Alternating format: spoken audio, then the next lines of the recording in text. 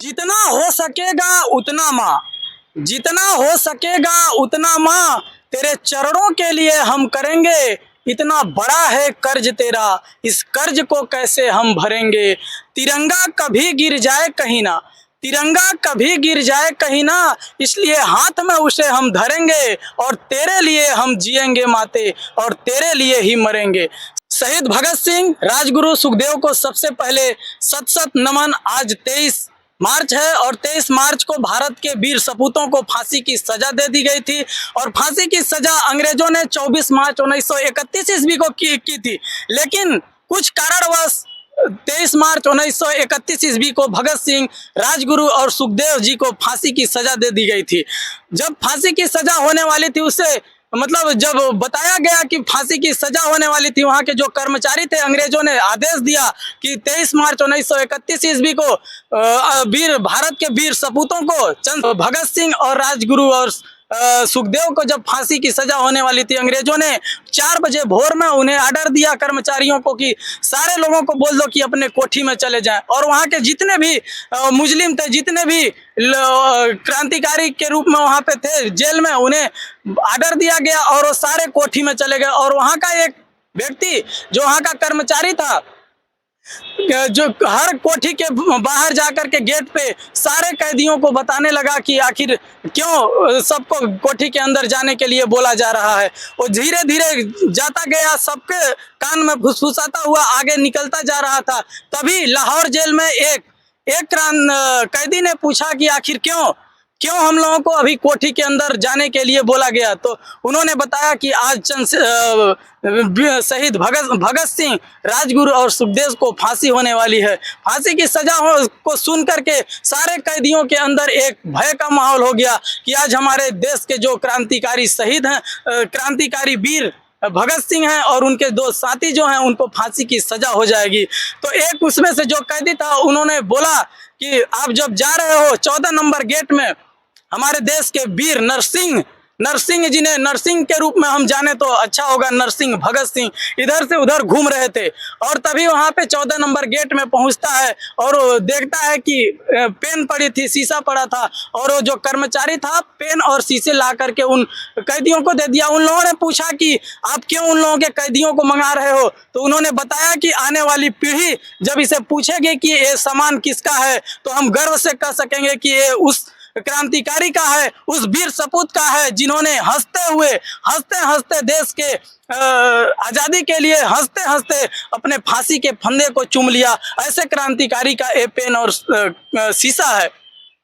फांसी के कुछ दिन पहले जब उनकी माँ उनसे मिलने आई थी भगत सिंह से, तो उन्होंने आते हुए देखा तो भगत सिंह की आंखों में आंसू आ गए।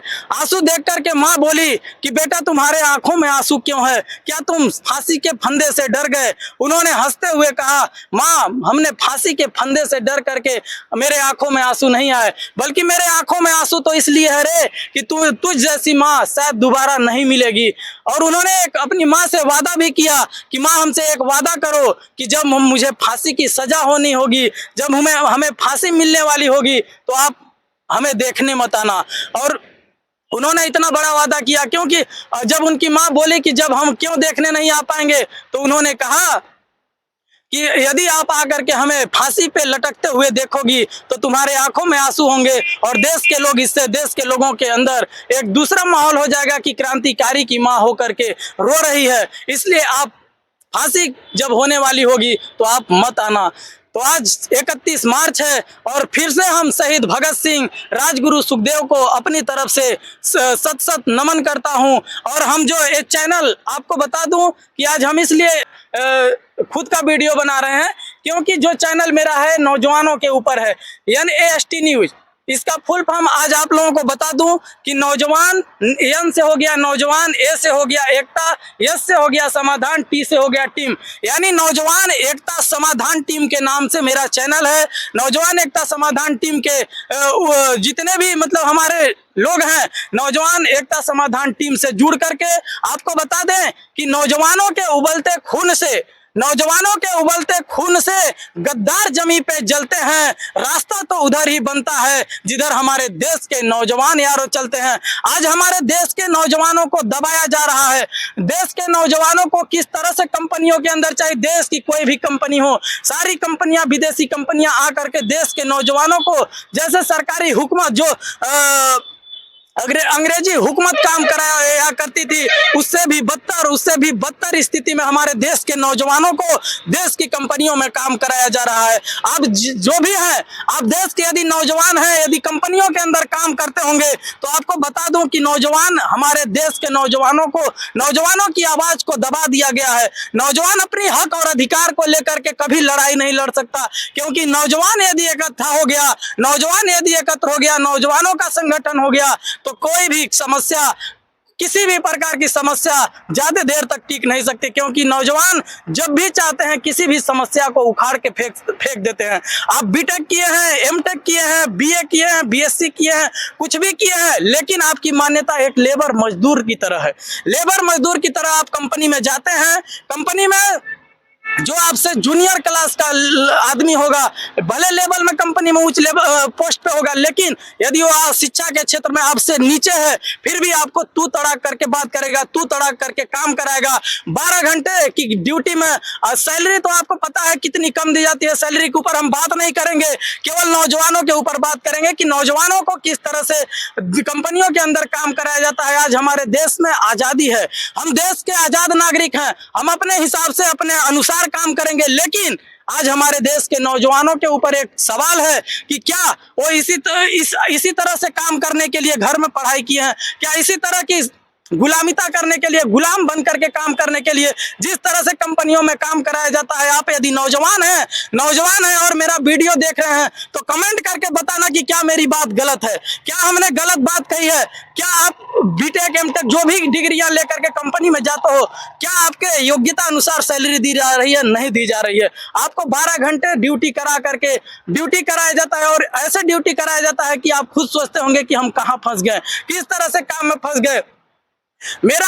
मेरा मकसद है नौजवानों को एकत्र करना। किसी भी प्रकार की समस्या है, आज हमारे देश में अनेक प्रकार की पार्टियां हो चुकी हैं, जाति, धर्म, मजहब के नाम पे पार्टियां चल रही हैं। कोई हिंदू के नाम से, हिंदुओं को की तो बात अलग है, कोई यादव के नाम से, अनेक प्रकार की जातियां हैं, लेकिन अनेक जातियों के नाम पे पार्टियां बन चुकी हैं। किसानों की पार्टी बन चुकी है, लेकिन अभी तक देश में नौजवानों की कोई पार्टी है? क्या नौजवानों की कोई समस्या नहीं है? क्या नौजवानों के ऊपर कोई भी किसी भी प्रकार की समस्या आती है तो कहाँ जाएगा, किस तरह से कहां तक सुनाएगा? नौजवानों का एकत्र होना, नौजवानों का एकत्र होना, नौजवानों का संगठन होना जितना जरूरी है। आपको क्या बताऊं, नौजवानों के ऊपर जो समस्या है, बेरोजगारी की समस्या, हमारे देश के नौजवान आने वाले समय का पिलर है, और हमारे देश में नौजवानों को इस तरह से, इस कदर काम कराया जाता है, इस तरह से उन्हें मानसिकता को भर दिया गया है कि वो मजबूर हो गया है केवल अपने एक परिवार को चलाने के लिए। 15,000 की नौकरी करके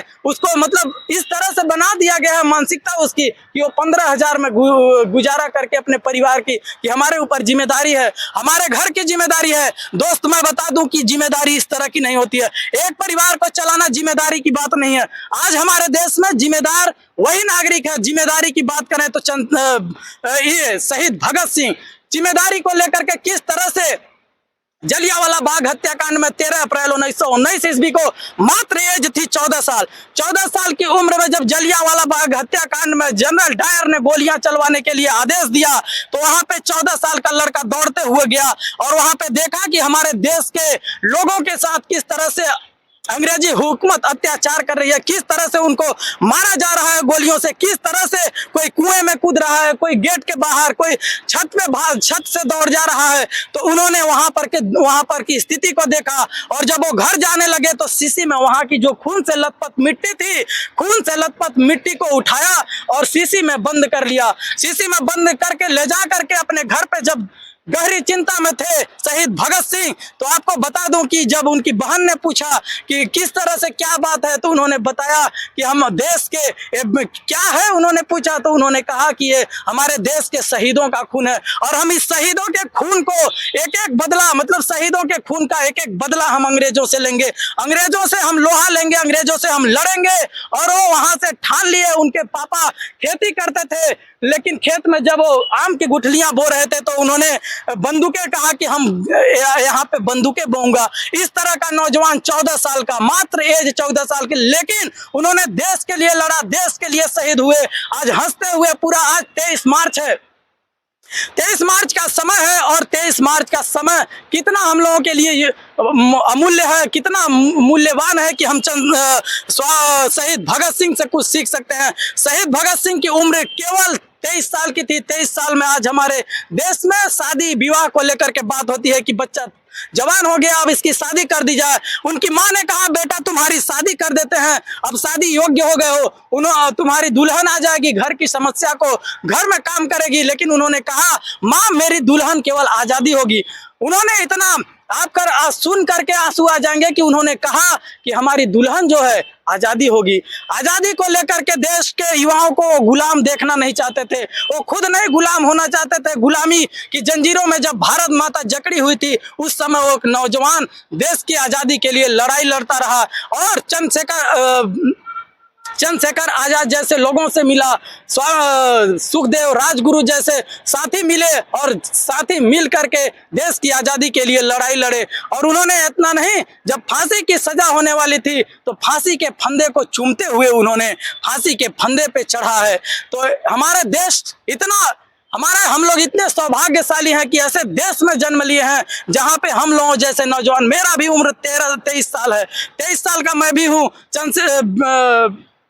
शहीद भगत सिंह की भी उम्र 23 साल की थी। तो हमारे अंदर, हम सारे नौजवानों के अंदर एक उबाल होना चाहिए, एक जोश होना चाहिए कि यदि देश के अंदर किसी भी प्रकार की समस्या है, चाहे कोई भी समस्या हो, यदि देश के नौजवान इकट्ठा हो जाएं, देश के नौजवान एकत्र हो जाएं और उस समस्या के लिए लड़ना चालू कर दें, तो किसी भी प्रकार की समस्या ज्यादा देर तक टिक नहीं सकती। हमें यहाँ की समस्या को देख करके नौजवानों के ऊपर, मैं खुद नौजवान हूँ, नौजवान होते हुए हमने नौजवान एकता समाधान टीम के नाम से चैनल बनाया है ताकि नौजवानों से बातचीत कर सके, नौजवानों के ऊपर कुछ काम कर सके। नौजवानों के खून को किस तरह से नौजवानों को दबाया जा रहा है, आज किस तरह से उनकी बेरोजगारी की स्थिति में किस तरह से नौजवान घुट घुट के जी रहा है, अपने घर की प्रेशर को लेकर के, बाहर की प्रेशर को लेकर के किस तरह से नौजवान, यदि आप नौजवान हैं, नौजवान होंगे तो आप भली तरह से मेरी बात को समझेंगे कि नौजवानों की स्थिति आज हमारे देश में क्या है।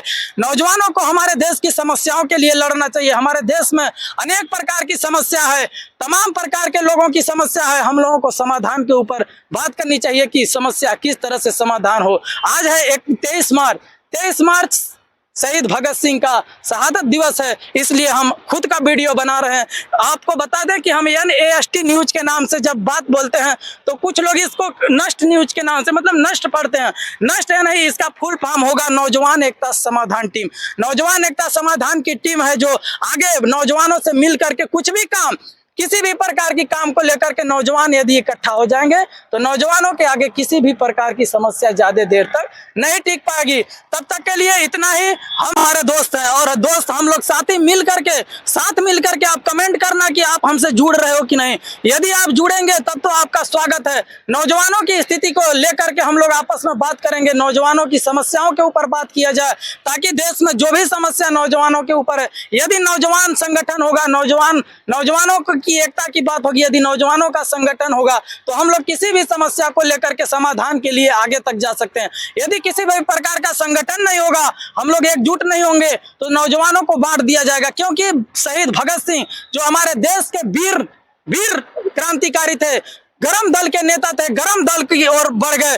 चाहते तो महात्मा गांधी उन्हें बचा लेते, लेकिन वो गरम दल के नेता थे, इसलिए उनको गांधी जी ने भी नहीं बताया। क्योंकि गरम दल का नेताओं के अंदर उबाल होता है और उनकी भी मात्र एज हम लोगों की तरह युवा थे। इसलिए हम इतना ही रिक्वेस्ट करेंगे कि अब हम लोगों को एकजुट होना, समस्या नहीं है, समस्या किसी के ऊपर नहीं है। हम लोग देखें तो एक तरह से हर किसी का परिवार चल रहा है, हर कोई किसी न किसी तरह से जी ही रहा है। लेकिन समस्या ये है कि हम लोगों की एकता नहीं है। यदि नौजवान एकता के नाम से कोई ग्रुप होगा तो हम लोग अपनी बात को आगे तक ले जा करके रख लेंगे। तो हमारा चैनल है यानी एसटी न्यूज नौजवानों के लिए। नौजवान है तो आपका स्वागत है, और हम सब मिल करके नौजवानों की समस्या के लिए आगे चल करके लड़ेंगे।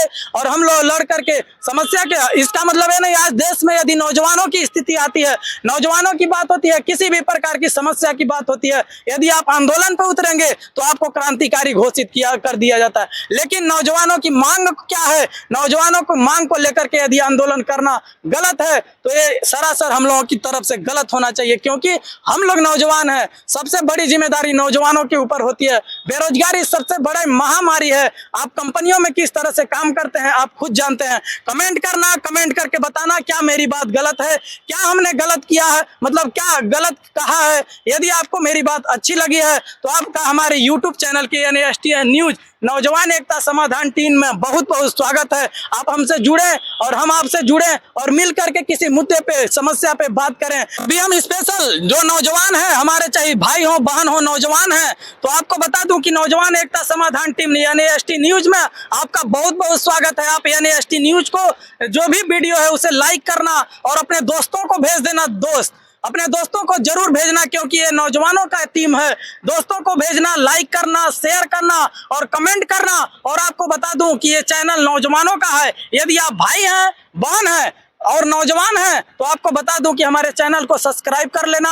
आगे इसी तरह से हम समस्याओं के लिए लड़ते रहेंगे, समस्याओं पे बात करेंगे, मुद्दों पे बात करेंगे। और तब तक के लिए इतना ही, आप चैनल को जरूर सब्सक्राइब कर लेना।